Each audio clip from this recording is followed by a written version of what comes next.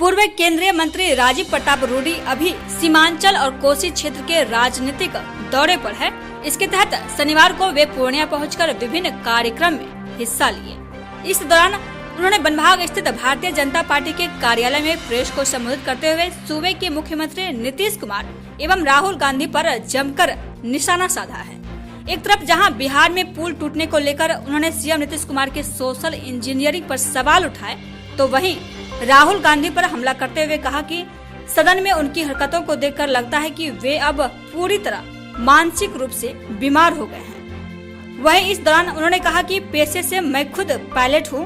Purnia airport निर्माण को लेकर राज्य सरकार जानबूझकर देरी कर रही है ताकि एयरपोर्ट मुद्दे को लेकर जनता का सहानुभूति बटोर सके। मौके पर उन्होंने कहा कि जहां एक तरफ केंद्र में भाजपा सरकार देश को तरक्की के रास्ते पर आगे ले जा रही है, तो वहीं बिहार में पलटू नीतीश सरकार के कारण सूबे का विकास नहीं हो पा रहा है। उन्होंने कहा कि बिहार की जनता आगामी चुनाव में इस पलटू राम को सबक सिखाने का काम करेगी।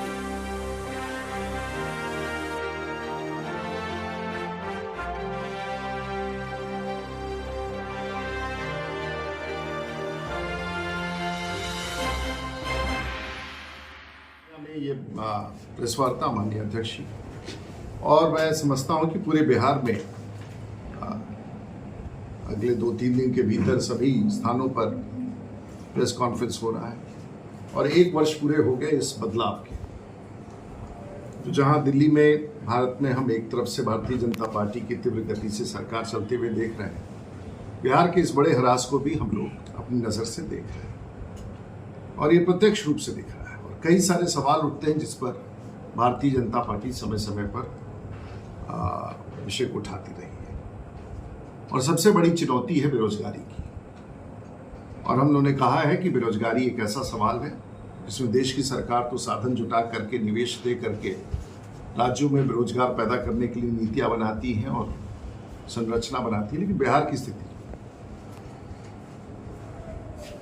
और हमसे सत्ता गया भी और दूसरी तरफ सत्ता प्राप्त करने वाले लोगों ने घोषणा भी की थी और उन्होंने घोषणा की थी कि हम 10 लाख रोजगार देंगे।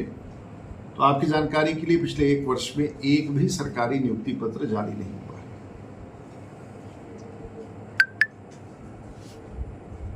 और कई बार STAT हो, CTET हो, BTET के एग्जाम्स हो, अभ्यर्थियों द्वारा मांग की जाती रही है, लेकिन इस पर कोई सुनवाई नहीं है। और ऐसी ही स्थिति किसानों के साथ भी है। आपको याद होगा कि जिस प्रकार से अभी से 6 माह पहले चौसा में किसानों ने अपने मांग को लेकर चलाया, जिस पर पुलिस लाठीचार्ज हुआ और बहुत बर्बरता से उनके साथ जो किसान सलाहकार लोग जो पटना पहुंचे थे उनके साथ भी किस बर्बरता के साथ सरकार पेश आई, वो भी बहुत पुरानी कहानी नहीं है। और आपके कटिहार में निकट के स्थान पर ही बिजली आंदोलन के लिए एक तरफ जहां सुपौल से ही इस राज्य के विद्युत मंत्री आते हैं और उसके निकट के जिला में ही बिजली का अभाव रहा और जब लोगों ने मांग की तो कटिहार में किस प्रकार से गोली चली, वो लोगों की हत्या हुई। और ये सब एक प्रमाण है कि राज्य की सरकार विफलता की तरफ बढ़ रही है। और पेशे से अभियंता है बिहार के माननीय मुख्यमंत्री, और अभियंता होने के बाद हमें तो ऐसा मान के चलते हैं कि बाकी चीज प्रशासनिक में अगर वो कुछ कमी हो भी हो, लेकिन इंजीनियरिंग के मामले में वो अपने आप को श्रेष्ठ मानते हैं। परंतु ऐसा पता चला कि सुल्तानगंज भगवानी के बीच में निर्माणाधीन पुल गिर गया और ये सब प्रमाणित करता है कि प्रशासनिक विफलता और जो कड़ाई होनी चाहिए, ये सब राज्य सरकार के प्रशासन से बाहर निकल गया है। इसके बाहर कानून व्यवस्था भी निरंतर खराब होता जा रहा है। और आज पूर्णिया में यहाँ बैठे हैं, बिहार में आज के तारीख में प्रत्येक दिन 10 से ज़्यादा हत्या होती है और इसकी संख्या अनरिपोर्टेड और भी कई हो सकते हैं। साथ साथ कई प्रकार की घटनाएं, 1 वर्ष में लगभग 3000 से अधिक लोगों की हत्या की गई। बलात्कार का मामला देश में सबसे ज़्यादा कहा जाता है, बिहार में लगभग 500 रिपोर्टेड है, अनरिपोर्टेड की संख्या तो हमारे पास नहीं है। किडनैपिंग हो, रैंसम के लिए हो, आग गोली की घटनाएं हो, गोली चलाने की घटनाएं हो, ये हजारों की संख्या में बिहार में जाता है। और इतना ही नहीं, जब एक तरफ बिहार की जनता अपराधियों से जूझना शुरू करती है तो उनका मनोबल बढ़ाया जाता है। उनका मनोबल बढ़ाने के लिए सरकार द्वारा निर्णय लिया जाता है और सरकार में वैसे 27 कुख्यात लोग जिन्हें आजीवन कारावास था, कागजी कार्रवाई करके उनको रिहा किया जाता है। उसमें पॉलिटिकल ऐसे भी लोग थे जो चुनाव नहीं लड़ सकते, लेकिन फिर भी उनको राजनीतिक रूप से बाहर निकाला जाता है, अपराधियों को बाहर निकाला जाता है। और ये जानते हुए कि चुनाव नहीं लड़ सकते हैं, उसके बाद भी ऐसे अपराधी तत्वों को मैदान में लाना, जातीय समीकरण बनाने के लिए अपराधियों को राजनीति में ऐसी मुक्ति देना, ये सब इस बात को इंगित करता है कि बिहार की सरकार की विफलता पूरी तरह से है। शराब के मामले में पूरी तरह से विफलता है। और जिस प्रकार से मैं जिस जिला से आता हूँ, मैं छपरा से आता हूँ, जिस प्रकार से 40 से ज़्यादा लोग वहाँ मरे और अगल बगल के इलाके में मरे और लगातार इस प्रकार की घटना होती है, तो कड़ाई तो दूर, अवैध शराब का निर्माण और अवैध रूप से सरकार, कई लोग कहते हैं कि सरकार की भी सहभागिता है, क्योंकि बड़ा राजनेताओं के लिए पैरेलल राजस्व का स्रोत है। और इसके अलावा कई राजनीतिक हत्याएं भी राज्य में हो रही हैं। आपने देखा जिस प्रकार से पूर्णिया में जनार्दन मंडल, आपके यहाँ के हितैषी, और राजकुमार महतो, उसी प्रकार से कई स्थानों पर इस प्रकार की घटना होती है। छपरा में भी कई ऐसे राजनीतिक घटनाएं हुई। तो आज राज्य की जो स्थिति है वो निश्चित रूप से चिंता का विषय है। और कॉमनल राइट्स का भी महार, आपने देखा कि इस प्रकार से 4 महापुरुष बिहार शरीफ में, और किस प्रकार से रामनवमी के समय सासाराम में दंगा हुआ, किस प्रकार से परिस्थितियां उत्पन्न हुई। कहीं ना कहीं सरकार अपनी विफलता में इस प्रकार के राजनीतिक दंगा भी कराते रहना चाह रही है। और एक तरफ जहां सबसे ज्यादा नौजवानों के बेरोजगार की चिंता है, वहीं पेपर लीक की भी कई सारे वारदात है, चाहे वो बीपीएससी के हो या स्टेट सर्विस कमीशन का हो।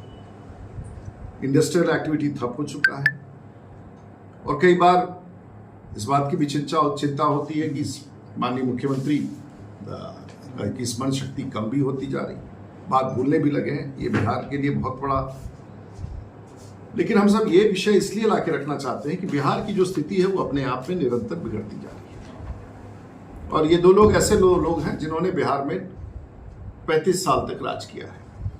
आप ये सवाल कर सकते हैं कि आप भी बीच में थे, लेकिन मोटे तौर से जो मुख्यमंत्री होता है, सत्ता उसकी होती है, सोच उसका होता है। और 90 के दशक के बाद से पूरे भारत ने 45 डिग्री की ट्रैजेक्टरी पर पूरा भारत आगे बढ़ा। बिहार लेकिन उसी 30 साल की अवधि में 45 डिग्री की ट्रैजेक्टरी से नीचे आया है। और बिहार का जो भी हालात है वो सबसे खराब है। और अभी भी जो लेटेस्ट नीति आयोग का प्रतिवेदन आया, आज भी भारत में बिहार सबसे गरीब राज्य है। और हम बार बार ये सवाल उठा रहे हैं कि अगर ये दोनों लोगों की कामयाबी इतनी थी तो 35 वर्षों में बिहार के 4 करोड़ लोग बिहार छोड़ करके क्यों चले गए? अगर इन दोनों आदमी ने इतनी कामयाबी की थी तो आज 35 वर्षों के बाद बिहार देश का सबसे गरीब राज्य क्यों बना हुआ है? आज इन लोगों ने अगर कामयाबी की थी, जातिगत गिनती कराने की जो बात करते हैं, तो हम सब राजनीति में इस बात को समझते हैं कि कभी भी कोई सरकार हो या कोई प्रशासन हो, नीतियां बनाता है आगे ले जाने की, लेकिन बिहार के राजनेता नीतियां बनाते हैं पीछे ले जाने की। हम सोचते थे कि अगर पिछड़ा हो तो उसको पिछड़ेपन से बाहर निकालना हो, लेकिन यहाँ नीतियां बनाई जाती है कि पिछड़े को अति पिछड़ा में खोजिए, कितना पिछड़ा में अति पिछड़ा निकल गया, यानी कि वो पीछे की तरफ निकलता जाता है। दलित है तो उसको समाज को आगे लाने का प्रयास करना चाहिए, लेकिन बिहार की सरकार गिनती करती हो, दलित को महादलित में परिवर्तित कर देती है और पीछे की गिनती शुरू करती है। ये दुर्भाग्यपूर्ण, देश दुनिया में ऐसा कहीं नहीं होता। बिहार के हालात सचमुच खराब हैं, लेकिन मैं आपको इतना दावे के साथ कह सकता हूं कि बिहार की 14 करोड़ जनता इस सब विषयों को देख रही है। हाल फिलहाल एक सर्वेक्षण हुआ और उसमें पाया गया कि जो लोग बाहर काम करने जाते हैं, 100 में से 85 से 90% लोग ऐसे हैं, वो वही लोग हैं जिनके नाम पर, जिनके जातीय समीकरण पर ये लोग राज करते रहे हैं। वही लोग हैं जो मूलतः बिहार छोड़ करके गरीबी की हालत में बाहर काम करने जाते हैं। उसी जाति के लोग हैं, उसी समाज के लोग हैं। और ये एक ऐसा खुलासा है जो शायद बिहार की जनता जो गरीब बिहार से जा करके बाहर रह रहे हैं वो सवाल उठाएगा। बिहार के पास अपना बजट नहीं है, बजट डेफिसिट का है, नेगेटिव है। और जो बिहार के बाहर 4 करोड़ लोग रहते हैं, 10,000 20,000 रुपया महीना जो भेजते हैं, उसी से बिहार का एक बड़ा खजाना भरता है, बिहार का राजस्व का कारण बनता है। बिहार की वित्तीय स्थिति भी बहुत ही खराब हो चुकी है।